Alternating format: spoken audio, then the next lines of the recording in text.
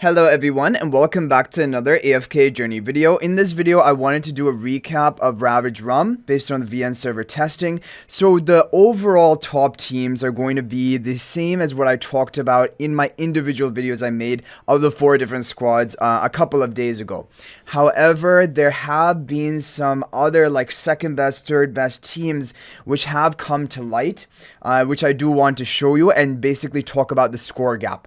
So today is Sylvan squad for the VN server and the top score is 17.3 trillion. However, I'm going to show you some screenshots on the screen right now from Tron, showing you that even if you have sometimes a mythic upgrade like low upgrade of Granny or low upgrade of Theodore, even if you don't have Pang, you don't have Indris, you don't even have Lenya, Parissa is working as a pretty good damage dealer option for this Ravaged and overall still hitting 16.6 trillion scores, which is actually pretty close to the overall top like rank 1 for the Sylvan squad. So basically the good news about Sylvan squad is there are a lot of heroes which are working. It can be Parissa, Laika, Indris, Lenya, Pang, all of them are working. Pang is overall the best as of right now. Indris is the second best, but then all of these other 3, like Parissa, Lenya, they can all work and sometimes can even compete with like the Indris version. So that's basically good news for a lot of people for the Sylvan squad. Now for the Dauntless squad, I'm going to show you. So right now you can see 21.9 trillion is a rank 1 and he has basically all Paragon 4. Wilson is pretty much a full Paragon 4 player.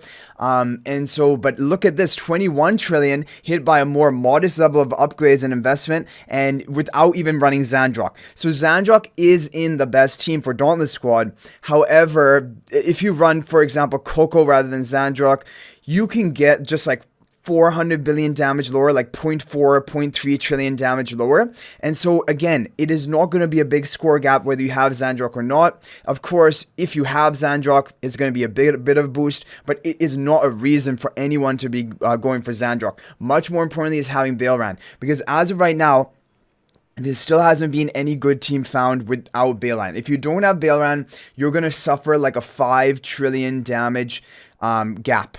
Like you're going to be 5 trillion damage lower than the Baelran players because nothing can really compete. The sad thing about the Dauntless squad is that you just don't have good damage dealers in it. You have Athalia, Natsu, which are not great damages for endless content of a boss, but Baelran is very good for it, right? Like he's even using Dream Realm endless teams.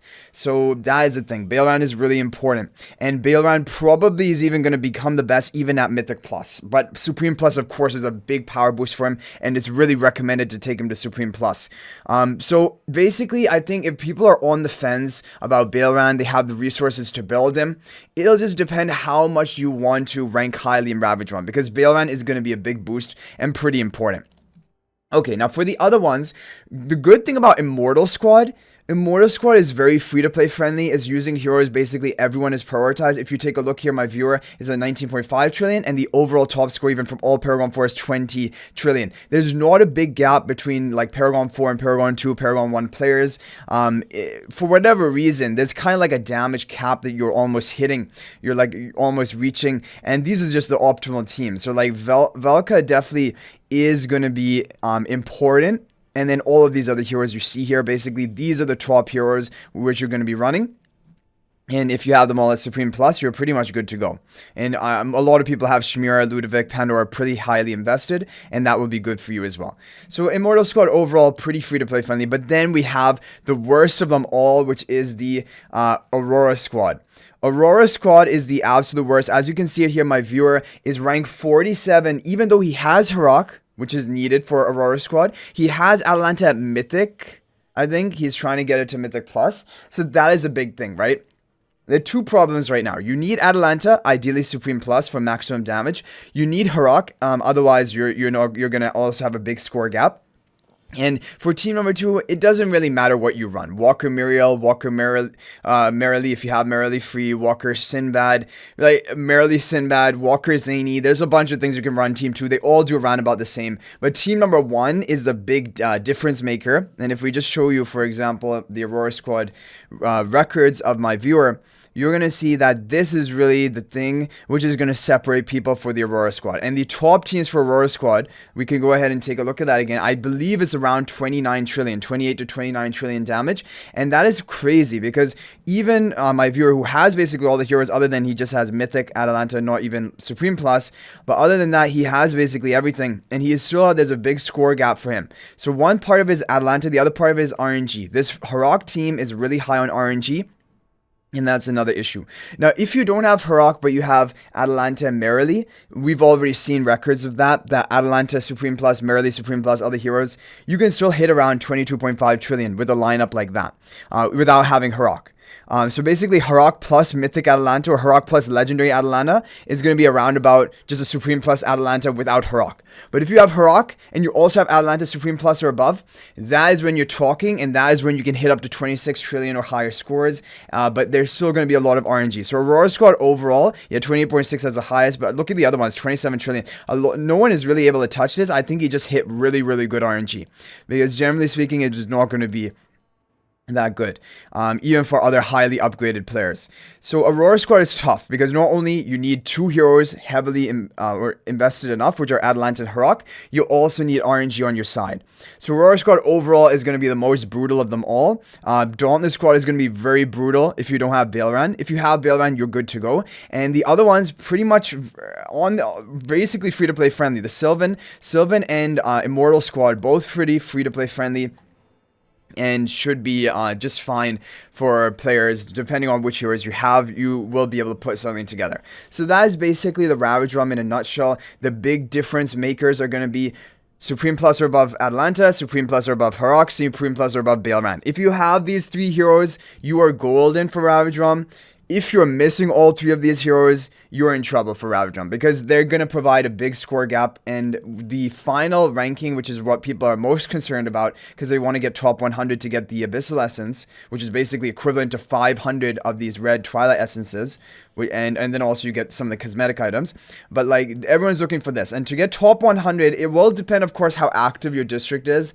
It can probably be doable if you're missing, like, let's say you're missing Baelran, but you have Harak Atalanta, or you're missing Atalanta, but you have Harak Baelran. Like, if you have one or two of these three big heroes, you're probably going to be fine to still get top 100. But if you're missing all three, it is going to be tough. Honestly, it's going to be really brutal.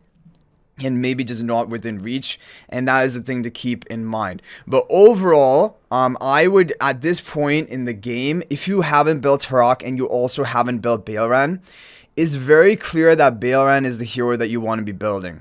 Baelran is overall better than Harak, and I do feel like Harak has almost met his expiration date. Not quite yet, and there can always be occasions where he's useful in the future, but he is really getting crept out of multiple game modes. But I guess for Aurora squad, he's just always so dominant and providing a big score gap. So that's a Ravaged kind of exclusive. Anyway, guys, I hope you enjoyed the video. Share your thoughts and opinions in the comment section down below. What do you think about all of this? How are you preparing for this? As for the charm lineup, this is something I'm not going to make like a dedicated video of until we have a couple of days of testing of global server, like one full iteration of all the squads. I did give you like my recommendations, like what are going to be some of the good options for charms for these heroes, but we don't know necessarily the best in slot charm option yet. That will take a lot of testing, but eventually that will come. And so for right now, for your Ravaged heroes, you don't want to prioritize refining their charms yet, because those are limited resources, those are refining upgrade materials, and you want to wait until you know you have the best in slot charm for the hero, then you just go all in. For example, like Baelran, Harak balance charms, Baelran insight charms, we already know those are going to be the best, and you can just go for them. But for like the other heroes, we're not completely sure yet. So that's just something you should save them rather than spend them right now. But thanks for watching, guys. I hope you enjoyed it. If you're not already a member of my AFK Journey Discord server, please join that. There's a link to that in the description of this video. We talk about everything related to AFK Journey. Also, if you're thinking about making a purchase in AFK Journey, please use my affiliate link for the official Farlight store. There is a link to that in the description of this video and a pinned comment. This is the best way you can support me and also gain 5% bonus dragon crystals on your purchase. So thanks for watching. I'll hopefully see you in the next video, and until then, everyone, peace out for now.